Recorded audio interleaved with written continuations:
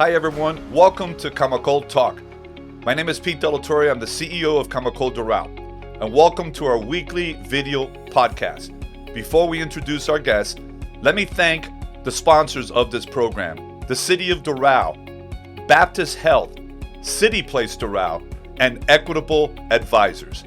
Today's guest will be Mathew Rocco. He is the president of the South Florida Manufacturers Association. Let's go into our conversation now. All right, it is my pleasure to bring on to Camacol Talk my good friend Mathew Rocco, who is the president of the South Florida Manufacturers Association. What's going on, buddy? Hey, buen dia. How are you, Pete? Glad to be here with your listeners. Oh, I love it, man. By the way, they're looking at you too. So, we got them listening. We got them looking right at you, right. Man. So excellent. Get your game face on, right? There you go. We had a great webinar last week with Camacol Doral and talking about the Defense Production Act. So once again, thank you for being part of that. And my pleasure. It was a lot of fun, a lot of great information, a lot of great feedback comments that we got from the viewers. Yeah. We're going to focus in right now on the association and what's going on. So before we get into some very interesting, exciting information, give us a small summary of what the association is all about. Yeah, no, great. Thank you again, Pete. The South Florida Manufacturers Association, we are celebrating our 60th year. So we've been around since 1961, long-standing association, covering all of South Florida. We represented a community of about, depending on the data, the latest figures, but about 6,000 manufacturing companies. Not many people think that there's 6,000 manufacturing companies even in the state of Florida, but let alone South Florida. And, a lot of them are smaller companies, but they're making a huge impact, and we're here to serve them. We're here, we're an industry-based trade association that represents manufacturers. The whole mantra is, networking opportunities, resources, advocacy, advisory services. I'll be pleased to share a little bit more information down the line, but our goal is how do we help manufacturers get better at what they do? It's a broad statement, but there's a lot of impact happening. There's a lot of training that we do with them. There's a lot of opportunities for grants, reimbursable state-funded grants, opportunities to really speak with advisors that can help their operations as a manufacturer. So absolutely. No, I can probably go on for hours and hours. Oh, no. And I was absolutely amazed and astonished at the number of manufacturers in South Florida. Yeah. And now, of course, the economic impact that it is making in South Florida. Why don't you tell us a little bit about that? I will. So we the numbers lag a little bit. So I'm going to give you the latest numbers that I have. I'm going to pull up the sheet here. So through the end of 2020, and this has increased a little bit, but I'm waiting on some other figures for the latest ones. But through the end of 2020, we've shown an impact of $1.21 billion of impact with a B, not a million, billion. With a capital bold B. The capital bold B, and the data is from 2016 through 20.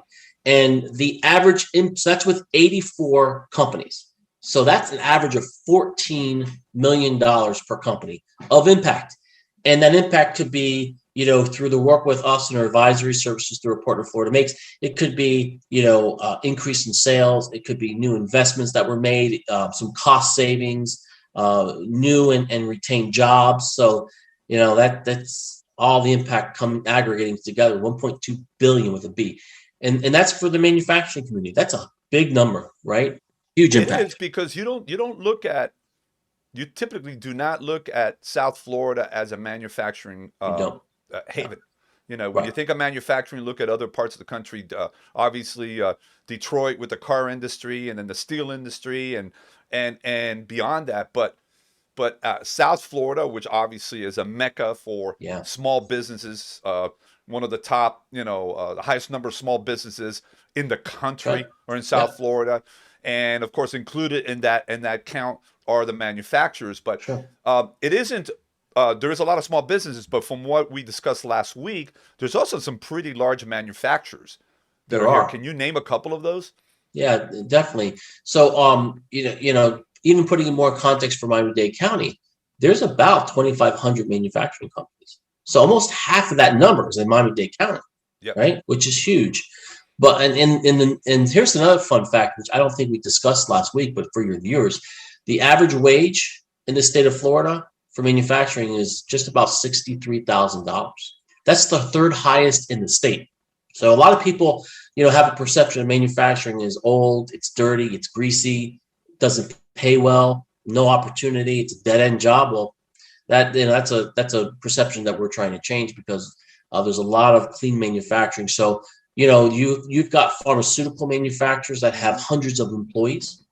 There's another medical device manufacturer that's well over 100 employees. Throughout South Florida, you have Bang Energy, the energy drink, Bang Energy.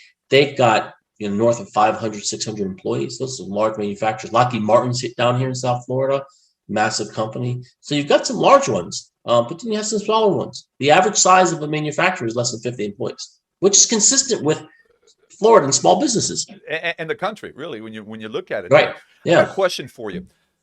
Back in the day, the manufacturing process was, it was automated, but it was very manual. Okay. Sure. Yeah. With the advancement of technology today, okay, how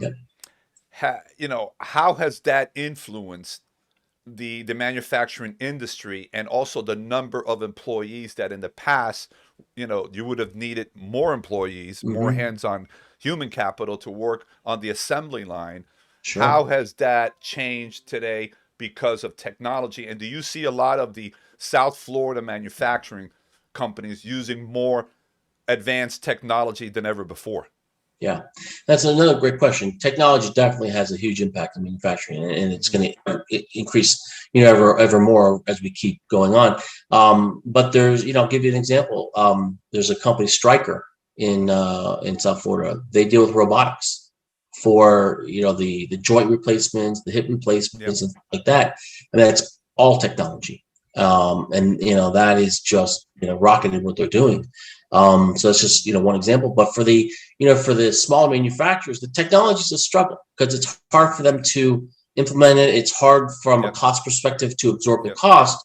But the ones that do, and unfortunately, I think technology, is going to be, if those companies aren't with technology, they're going to be out. I mean, it's, their cost of production will be much higher than their competitors. Yeah, that's right. And a lot of what we've seen just from the companies that we've interacted with, they're reassigning those employees, upskilling them, so they don't have to let them go. A lot of talk about opportunities. A lot of companies take advantage of workforce grants that we have access to that can reimburse companies for upskilling their existing workforce. Absolutely. So, absolutely. So it's that transitional period. Like any other industry, and especially through the whole COVID thing, there are some challenges. Can you give me just a couple of challenges that the industry is having today? Sure. And one more that's even pressing, because I was talking with one of our corporate partners in the staffing world. The unemployment insurance, the unemployment funding that people are getting are really having an impact. And it's probably not just to the manufacturing; it's a lot of industries, but a lot of companies across the board. That's an immediate thing, is a staffing problem, because people are sitting at home because they're collecting more on the federal and state unemployment, and now they can't find the workers, or those workers don't want to come back. So that is one big challenge that they're facing. And, I was talking with a company, they're now have to increase their wages to kind of overcome that. And that's going to cost them, well into the six figures. Yeah, the $15 an hour thing won't even be a speck on the screen. It's beyond that. So it's that doesn't mean anything because of what you're saying. The shortage of labor. Of help. Yeah. Right. And, as we heard last week too, another issue, especially for the companies that are, in the PPE, the space, right? There's some challenges where we don't know what's going to happen with the, Defense Production Act, or, any other bill that's, by Florida or anything like that, because, they can't, there's no. Where they're competing with China. Right. As we heard last week. Yes. So those are some issues as well. But the staffing is a huge one right now, because they're having trouble bringing their workers back, and they can't find workers because they're all, they're sitting home. Is the industry looking, obviously you guys are discussing it within the Yeah. industry. Are there some ideas that are being floated at this point, or you're still just trying to get a grasp of what's going on here to try to come up with a solution? Yeah, we're getting a grasp, right? We're trying to get as much intel from our members as to, how much they're being effective, how many, and then, working on some strategies to devise that, because it's a challenge. It's a challenge to keep those workers when they can, arguably make just as much or more being at home, Absolutely. not doing anything. So So that's a challenge. Just yeah, and it's something that's a reality, and they yeah, gotta go through the trials and errors of trying to get to this that's right. Yeah, an answer for this yeah, solution. Um, yeah, we talked last week a little bit about opportunities, yeah. for folks that are in the industry and companies that serve Correct. manufacturers. Yeah, Give us a couple of those opportunities that yeah, small businesses, especially small business, need to be yeah. looking at and tapping into. Well, here's an opportunity, Pete. Actually, from the conversation we just had on you not being able to find workers, but for anybody listening out there that may have been affected, if you're in the hospitality industry, for example, and you've been laid off and you can't go back and you can't find work. We've had some manufacturers that are actually looking into other industries to hire them on to manufacture. Mm-hmm. Like we had one company hired 30 people for their production. Okay, that's a And good they'll number. train them. So manufacturers, what they're doing is, look, we'll train. We need bodies. We'll train. Mm-hmm. You come on, we'll train you, and they'll if it's like almost like if you want body, we'll take you on and train you. So there's an opportunity for people out there. If you're out of work and you want work, right? There's much opportunity. So other opportunities that are out there, for the manufacturers in general. I mentioned training grants. I literally just got off a virtual member connect event where we had about 20 of our members on, Okay. and we were talking about workforce training grants. Yep. So the state of Florida, through their and really the local career source offices Career too. source, yes, I was going to Yep. say that. Yeah. Yeah, they've got reimbursable state funded grants. So we work with our manufacturers on really not just educating them on here's the training, but developing the training plan with them. It's a year-long training plan. Submitting the grant for them with their approval, obviously, and helping them administer the training plan with training. So the companies can get reimbursed generally at 50% of the costs. That's a huge. That's a huge, Yeah. and that's important because the workers have to be trained. They Right. need to be They trained, do. and if Yeah. and if funding is an issue and timing, because there's only That's so right. much that individuals can Yeah. do in a typical Yeah. workday. So, but if they can get funding, then that helps out as well. Right. So we know I've learned so much recently of how big the manufacturing industry Yeah. is here in South Florida, and it is nothing to sneeze at. This is important. The Sure. numbers are real. Yeah. The number of jobs that are produced. Yep. And we've heard about it and for the last few years, and especially through the pandemic.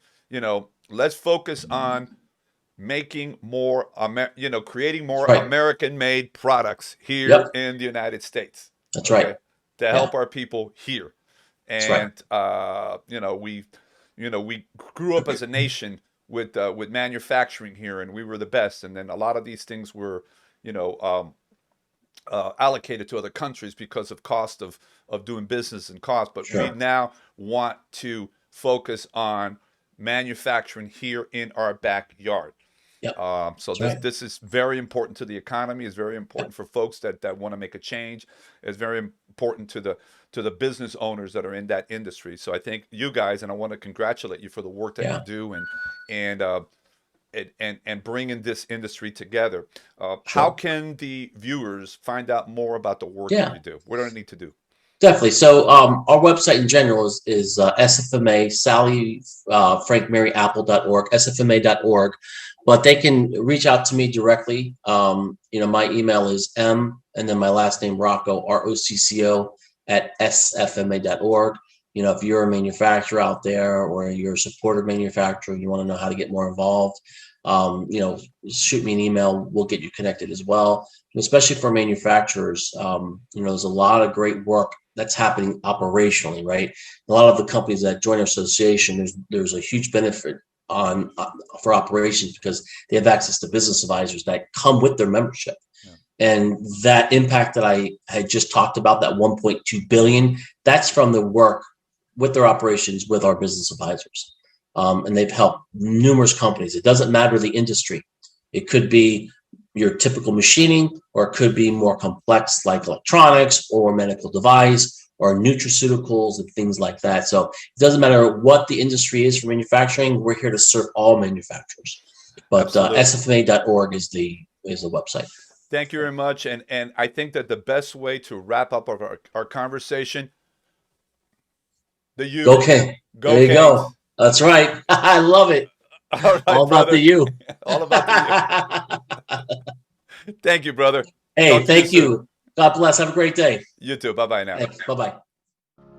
A big thanks once again to Mathew Rocco from the South Florida Manufacturers Association. Remember, this podcast is on every Friday, 11 a.m. on Facebook Live. Make sure to follow Camacol on Facebook, Instagram, LinkedIn, and our YouTube channel. Thank you once again for joining us today.